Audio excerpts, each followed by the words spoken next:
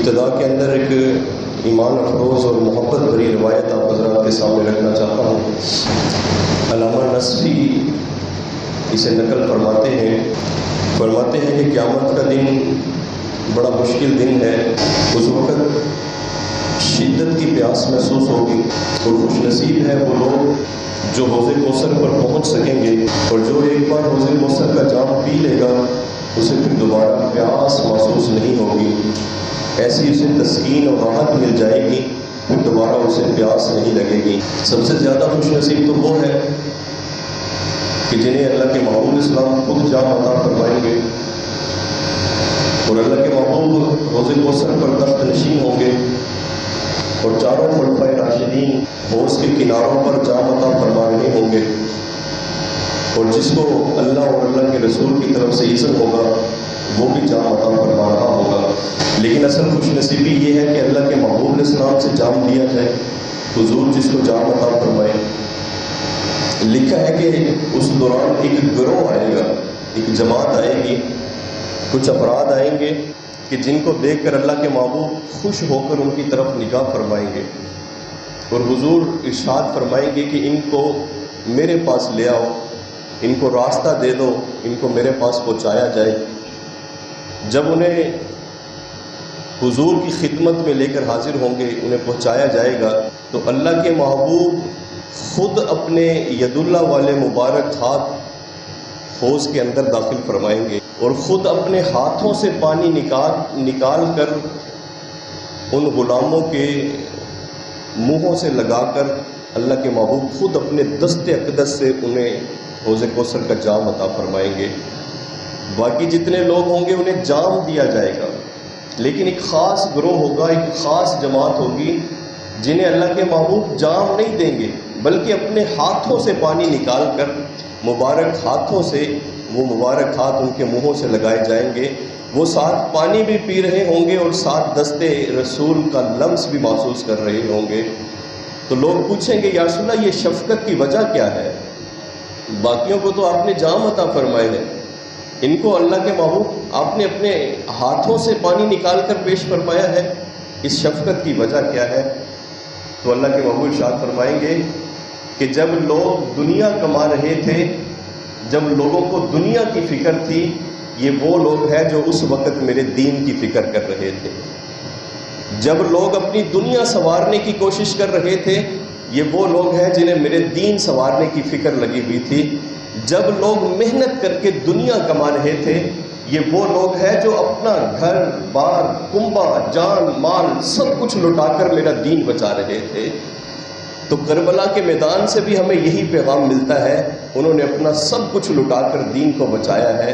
انہوں نے دنیا نہیں بچائی، سب کچھ لٹایا، اپنا کنبہ لٹا کر دین کو بچایا ہے۔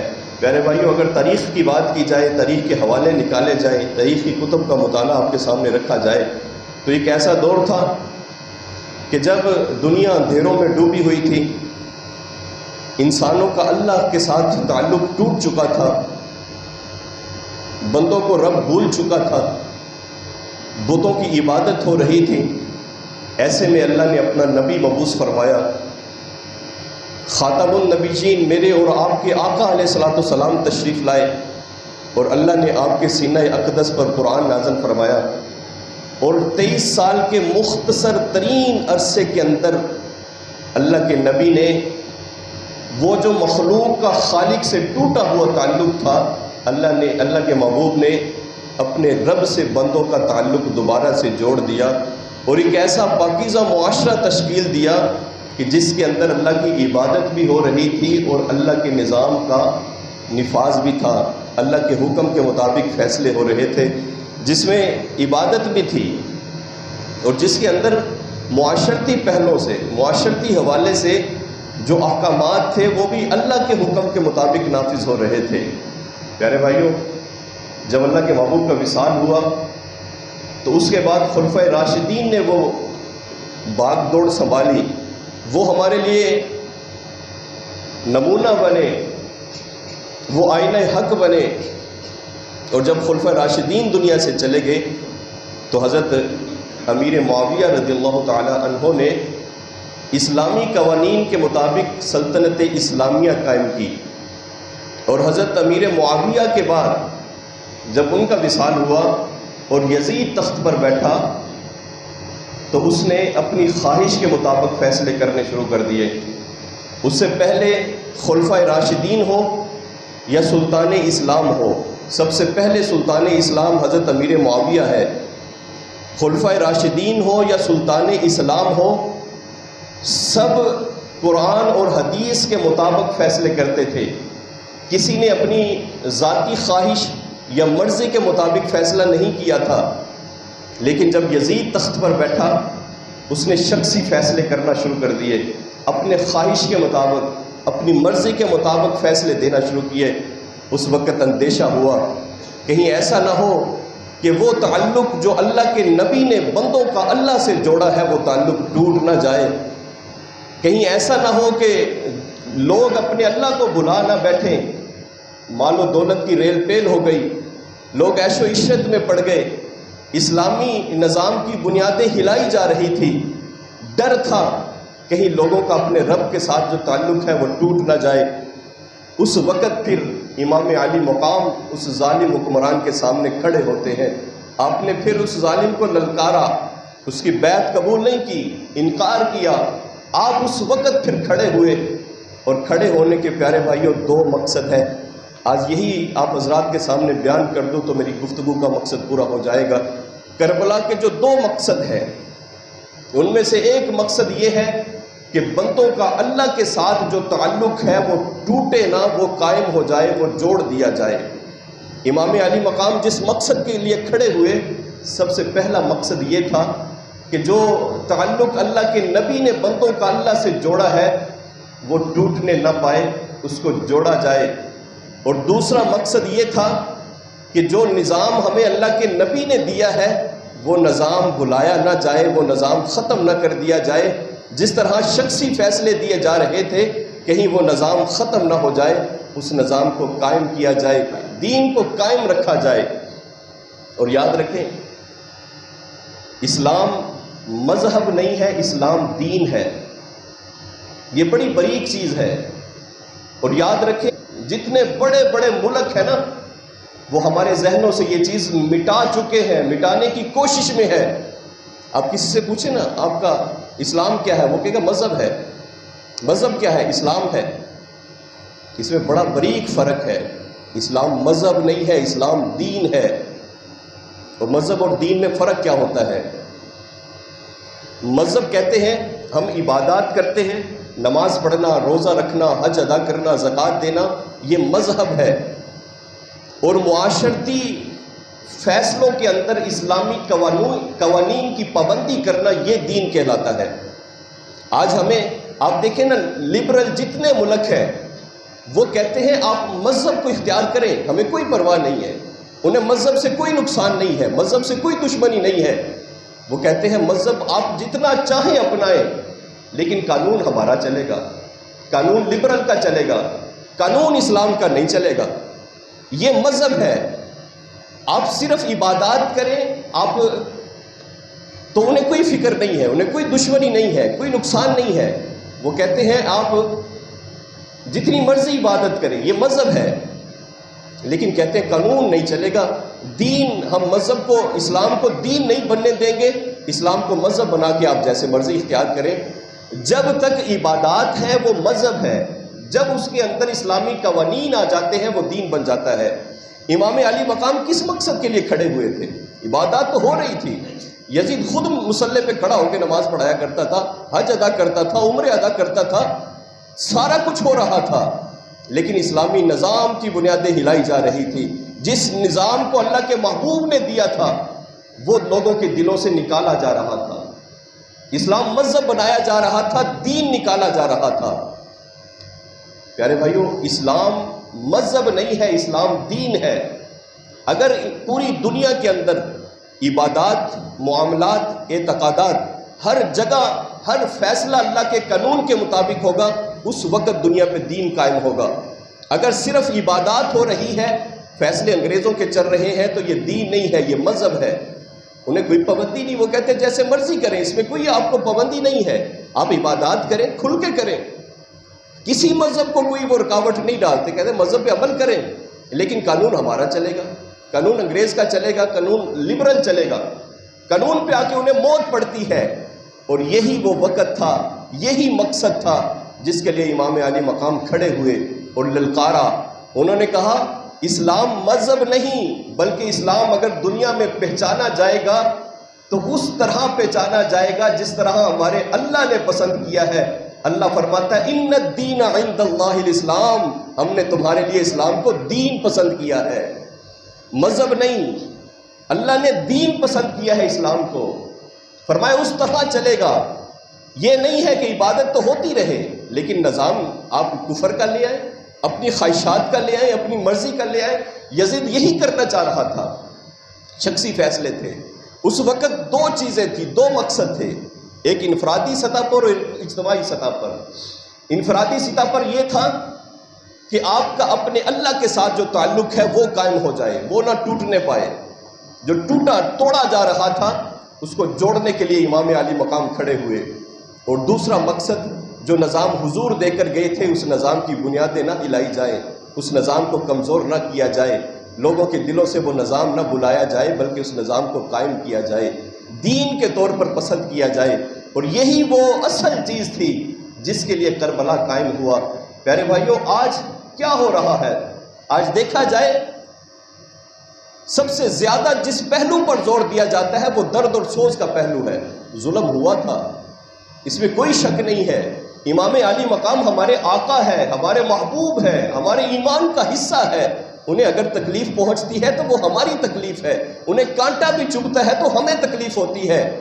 درد اور سوز کا پہلو ہے، لیکن پیارے بھائیوں مجھے بتایا جائے آج تک جتنا امام عالی مقام کو پیٹا گیا، اگر اتنا امام عالی مقام کے مقصد شہادت پر زور دیا جاتا تو اس وقت اسلام پر، اس دنیا پر اسلام کا پرچم نہ لہرا رہا ہوتا۔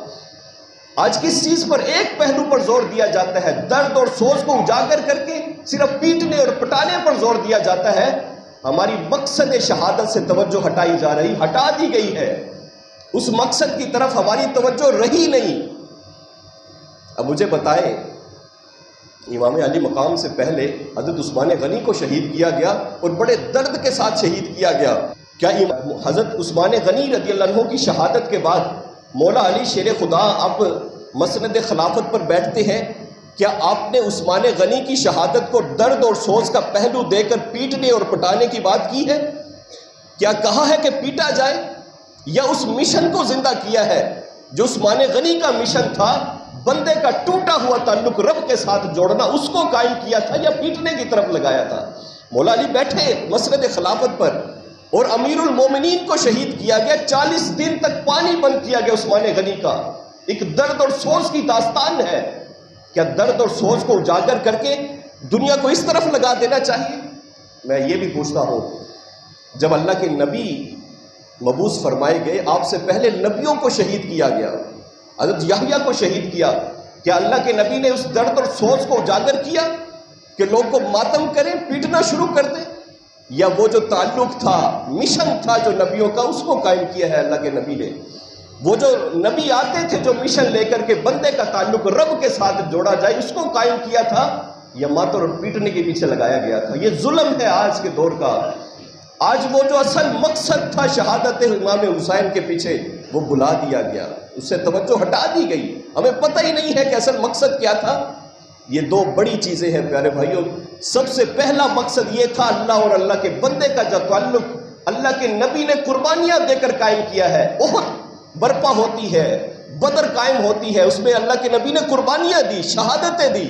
کس مقصد کے لیے؟ جب یزید تخت پر بیٹھا، اندیشہ تھا وہ اللہ کے نبی کی قربانیاں کہیں رائے گاہ نہ چلی جائیں، وہ اللہ کا بندے کے ساتھ جو تعلق ہے وہ توڑ نہ دیا جائے، وہ نظام جو اللہ کے نبی دے کر گئے تھے وہ نظام کہیں بھلا نہ دیا جائے، اس نظام کو قائم رکھا جائے۔ اس مقصد کے لیے امام علی مقام نے شہادت پیش کی، قربانیاں پیش کی۔ آج اس کی طرف سے توجہ ہٹائی جا رہی ہے۔ یہ دونوں چیزیں پیارے بھائیوں، اصل چیز جو ہے نا، یہ اسلام ہمارا دین ہے، مذہب نہیں ہے۔ اسلام دین ہے۔ اپنے نسلوں کو بٹھا دو ان کے ذہنوں کے اندر دونوں چیزیں ہم نے رکھنی ہے دین کے اندر، دونوں۔ اسلام اگر مذہب کہتے ہیں تو صرف یہ ہے کہ بس عبادات کرو، اسلام کو قانون نہ بناؤ، اللہ اور اللہ کے قانون کا نفاذ نہ کرو، یہ صرف مذہب ہے۔ اگر آپ کہتے ہو کہ عبادت بھی کرنی ہے اور حکم بھی ہم نے اللہ اور اللہ کے رسول کا ماننا ہے، یہ دین ہے۔ اگر یہ نکال دو، صرف عبادت کے پیچھے لگ جاؤ، یہ صرف مذہب ہے۔ پیارے بھائیو، آج مجھے بتائیں، اتنے اسلامی ملک ہے، کسی ایک اسلامی ملک کے اندر بتا دے جہاں دین مکمل طور پر نافذ کیا گیا ہو۔ کہیں دین کا نفاذ نہیں ہے، کہیں 20% ہے، 30% ہے، 40% ہے، 50% ہے۔ کوئی ایک ملک بتا دے، ہر طرف سود کا نظام ہے، بے حیائی کا نظام ہے، کسی ملک کے اندر شرعی طور پر سزا نہیں دی جاتی۔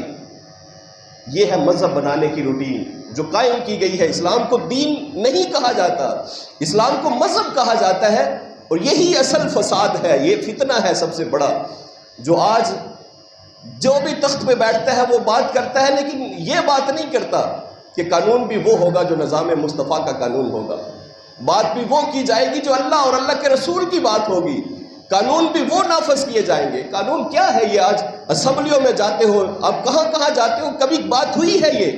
کیوں کریں گے؟ قانون یہ کہتے ہیں ہم تمہیں اگر وزارت بھی دیتے ہیں، صدارت بھی دیتے ہیں، تو اس لیے دیتے ہیں کہ نظام لبرل کا چلے گا، قانون ہمارا چلے گا۔ مذہب اختیار کرو، چاہے آپ مسلمان کو بٹھا دو۔ انڈیا کے اندر نہیں دیکھا صدر مسلمان بنا دیا جاتا ہے، فگر ہی نہیں ہے، انہیں کہا مذہب اختیار کرو، دین نہیں، قانون ہمارا ہوگا۔ اور آج ہمیں مقصد ہی پتہ نہیں۔ امام علی مقام اسی مقصد کے لیے تو اٹھے تھے، یزید سب کچھ کر رہا تھا، لیکن وہ نظام کی بنیادیں ہلانا چاہ رہا تھا، جو نظام مصطفیٰ تھا، جو نظام اللہ کے محبوب علیہ السلام نے دیا تھا، اس کو مٹانا چاہ رہا تھا، اس کی بنیادیں ہلانا چاہ رہا تھا۔ آج کتنے اسلامی ملک ہے، کہیں مکمل طور پر دین نافذ نہیں ہے۔ مذہب ہر جگہ اسلام ہے، آپ کو تمام اسلامی ممالک کے اندر مذہب اسلام نظر آئے گا، لیکن وہاں دین نافذ نہیں ہے۔ کہیں مجھے بتا دے چور کے ہاتھ کاٹے جاتے ہوں، کہیں شرعی سزا دی جاتی ہے، زنا کرنے والے کو اگر کہیں بتا دے رجم کیا جاتا ہو۔ یہ ہے اصل مذہب دے دیا، لیکن اصل جو اسلام کا قانون تھا وہ ہم سے چھین لیا، جو روح تھی وہ ہم سے چھین لی ہے، اور آج ہمیں اسی کے پیچھے لگا دیا گیا۔ آج جتنا زور میں کہتا ہوں درد اور سوز کو اجاگر کرنے پہ لگایا جاتا ہے نا، اگر اتنا مقصد شہادت کو اجاگر کیا جائے، دنیا کو بتایا جائے امام علی مقام نے 72-74 لاشیں جو قربان کیے تھے، اس کا مقصد کیا تھا۔ امام علی مقام، پیارے بھائیوں، وہ درد کی داستان ہے، آج میں نہیں چھیڑنا چاہتا، اس طرف میں نہیں جانا چاہتا، مجھ سے نہیں بیان ہوگا۔ وہ کس طرح آخری الوداع امام کر کے جا رہا ہے، ایک ایک کے سر پہ ہاتھ رکھا جا رہا ہے، اور زبان پر کرے کیا ہے، انا للہ و انا الیہ راجعون۔ بیبیاں پوچھتی ہے امام علی مقام سے، امام کس کے حوالے کر کے جا رہے ہو؟ اب تک تو ہمیں اتنا تو سکون تھا کہ امام ہمارے پاس ہے، حسین آپ ہو ہمارے پاس۔ یہ وہ لوگ ہیں جنہوں نے علی اصغر کو نہیں چھوڑا، علی اکبر کو نہیں چھوڑا، جنہوں نے نسبت رسول کا حیا نہیں کیا۔ امام اگر یہ ہمارے خیموں کی طرف آ گئے، ہم کیا کریں گے؟ ہمیں کس کے حوالے چھوڑ کر جا رہے ہیں؟ امام علی مقام کا ایک ہی جملہ تھا، بڑا خوبصورت جملہ تھا۔ امام نے کہا میں اس رب کے حوالے کر کے جا رہا ہوں جس رب کے حوالے ابراہیم ہاجرہ کو کر کے گئے تھے۔ اللہ نے ہاجرہ کی عزت بھی رکھی، زندگیاں بھی دی، اور مرکز بیت اللہ شریف سے اللہ نے نئی زندگیوں کو پھر چلایا، پورا نظام قائم کیا۔ امام کہتے ہیں اس رب کے حوالے کر کے جا رہا ہوں جس رب کے حوالے ابراہیم علیہ السلام ہاجرہ کو کر کے جا رہے ہیں۔ پیارے بھائیوں، وہ الوداعی منظر کو دیکھے تو صحیح، حسین کیوں، امام علی مقام کیوں جانے دے رہے ہیں؟ اس کے مقصد کو بھی تو دیکھیں۔ ہم نے درد اور سوز کو بڑا بڑا اجاگر کر لیا، اس کا نتیجہ کیا ہوا؟ ماتم، مارنا، پیٹنا، سینہ کوبی۔ مقصد چھوڑ دیا ہم نے۔ کیا یہ بھی کبھی یہ آواز آئی ہے یہاں سے کہ بندے کا اور رب کا جو تعلق ہے اس کو قائم کرو؟ کبھی ماتم سے آواز آئی ہے؟ صرف درد اور سوز۔ کتنی داستانیں آپ کو ملے گی درد اور سوز کی۔ اسلام تو نام ہی سارا، یہ جتنی اس کی آپ تاریخ اٹھا کر دیکھیں ظلم ہی ظلم نظر آئے گا آپ کو۔ کیا ماتم کر کے بیٹھ جائے؟ مقصد کو کیوں بلایا جا رہا ہے؟ اصل مقصد ہے بندے کا اللہ سے جو تعلق ہے وہ نہ ٹوٹنے پائے۔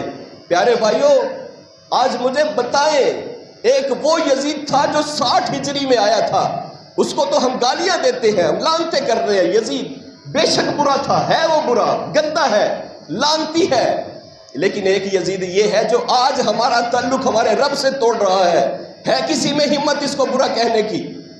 اس کی لعنت کرو نا جو یزید اب ہمارا تعلق ہمارے رب سے توڑ رہا ہے۔ ٹوٹ گیا، سوشل میڈیا ہم نے دیا، موبائل ہمارے ہاتھ میں لگ گیا، ہم موبائل میں لگ گئے۔ ہے کوئی بندہ جو ساری رات میں اٹھ کر جس کو 2 نفل پڑھنے کی نصیب ہو جائے؟ 2 گھنٹے ہم موبائل میں لگے رہتے ہیں، ہمارا تعلق رب سے توڑ دیا گیا۔ اور مجھے بتائیں، کیا ہم نے یزید کو کامیاب نہیں کر دیا؟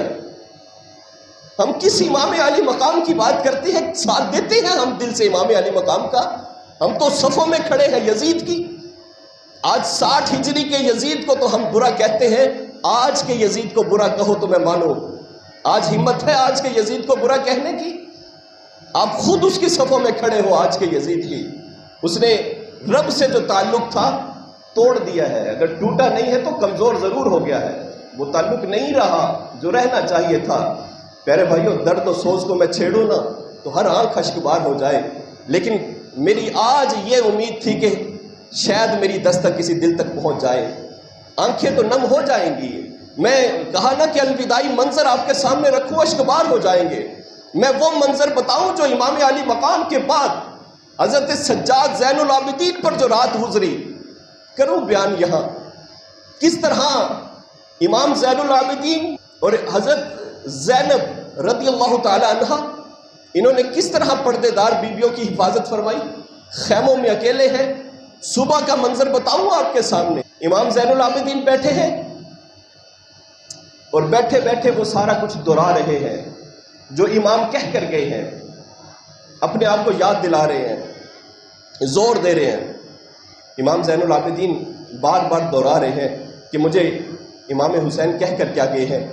کہتے ہیں امام نے کہا تھا صبر کرنا ہے، قرآن پڑھنا ہے، نماز نہیں چھوڑنا، بیویوں کو صبر کی تلقین کرنا، اور جب پھر واپس جاؤ نا تو کوفے والوں کو میرا سلام کہنا، اور جب روزے پر جاؤ تو اللہ کے نبی سے میرا سلام کہنا۔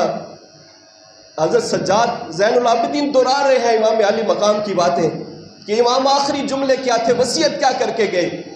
آخری وصیت تھی کہ جب روزے پر جاؤ نا تو اللہ کے نبی سے میرا سلام کہنا، اور کہنا یا رسول اللہ، وہ آپ کا شہزادہ جو آپ کے کندھوں پہ کھیلا کرتا تھا، سر تو جدا کر دیا ہے لیکن دین کی چادر پر داغ نہیں لگنے دیا۔ جا کر سلام پیش کرنا اور کہنا کربلا کے ریت کو تو سرخ کر دیا ہے لیکن آپ کے دین پر حرف نہیں آنے دیا۔ وہ جو آپ کی زبان چوسا کرتا تھا، جو آپ کے ساتھ اٹکے لیا کرتا تھا، اس کا اللہ کے نبی سے سلام پیش کرنا۔ پیارے بھائیوں، یہ وہ درد اور سوز ہے، لیکن اس کے پیچھے ایک پیغام پوشیدہ ہے، وہ مقصد ہے۔ آج اس کو کیوں بلایا جا رہا ہے؟ اصل مقصد وہ تھا، یہ ساری قربانیاں کیوں پیش کی جا رہی ہے؟ میرا اللہ راضی ہو جائے۔ ان کا مقصد کیا تھا؟ سارا کچھ دے کر اللہ راضی ہو گیا، وہ کہتے ہیں ہم ناکام نہیں ہوئے، ہم کامیاب ہو گئے ہیں کیونکہ ہمارا اللہ ہم سے راضی ہے۔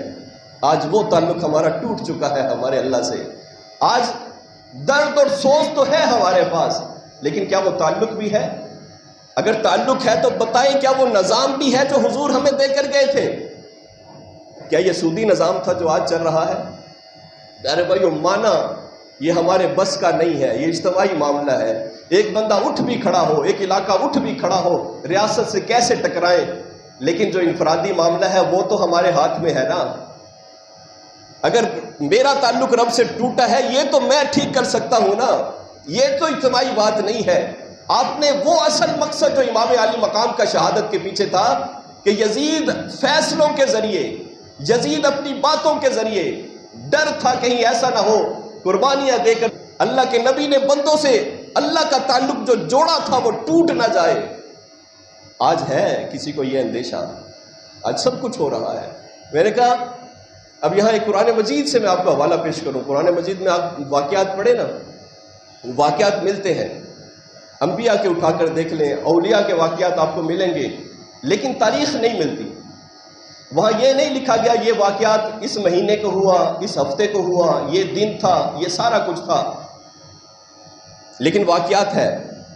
اس کی وجہ کیا ہے؟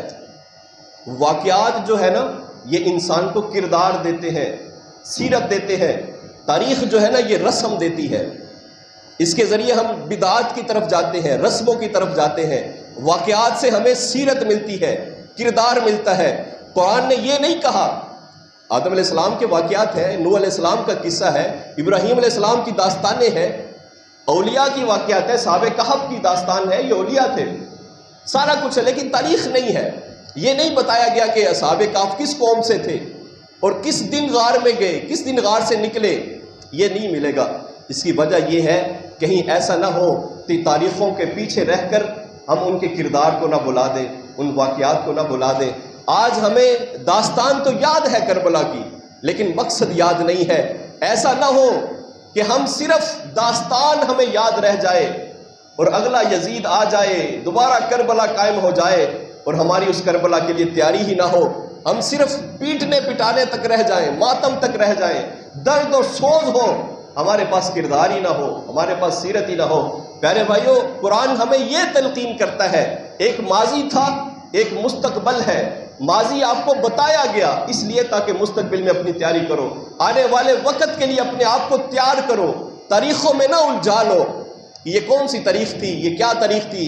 صرف تاریخ دن منا لیا اور مقصد کو چھوڑ دیا۔ اصل پیارے بھائیوں دین ہمیں یہ سکھاتا ہے کہ وہ جو ان کے پیچھے مقاصد تھے ان کو یاد رکھا جائے تاکہ آپ اس دن کے لیے اپنے آپ کو تیار کر سکو۔ ایک کربلا برپا ہونی ہے، یزید آ رہا ہے، آ چکا ہے، ہمارے گھروں تک پہنچ گیا ہے۔ آج جب تک ہم اپنے باہر نہ صحیح، اپنے گھر نہ صحیح، اپنی ذات پر تو ہم اسلام نافذ کر سکتے ہیں، پھر ہم مقابلہ کر سکیں گے۔ ہر بندہ جب یہ ٹھان لے گا کہ میں نے امام علی مقام سے محبت کرنی ہے، یزید سے نفرت کرنی ہے، پھر ہمارے گھر بھی پاک ہو جائیں گے، ہماری آنے والی نسلیں بھی سدھر جائیں گی، ہمارا ملک کے اندر بھی نظام مصطفیٰ قائم ہو جائے گا۔ پھر وہ جو دین آج ہم سے روٹتا چلا جا رہا ہے، پھر ہمارا اسلام دین بننا شروع ہو جائے گا۔ پھر ہم کہہ سکیں گے کہ ہم دین قائم کر رہے ہیں، اپنی ذات سے شروع کریں، اللہ پھر ہماری مدد کرتا چلا جائے گا۔ یہ پیغام ہے کربلا کا۔ دو مقاصد میں نے بڑے مقاصد میں سے دو مقصد میں نے آپ حضرات کے سامنے بیان کیے۔ ایک مقصد کہ بندے کا اللہ کے ساتھ جو ٹوٹا ہوا تعلق ہے اس کو جوڑنا مقصد تھا امام علی مقام کا، اور دوسرا مقصد جو تھا نظام مصطفیٰ قائم کرنا، جو اللہ کے نبی ہمیں نظام دے کر گئے تھے اس کو بچانا اصل مقصد تھا امام علی مقام کا۔ دعا ہے اللہ تعالیٰ ان باتوں کو اپنی بارگاہ میں قبول فرمائے۔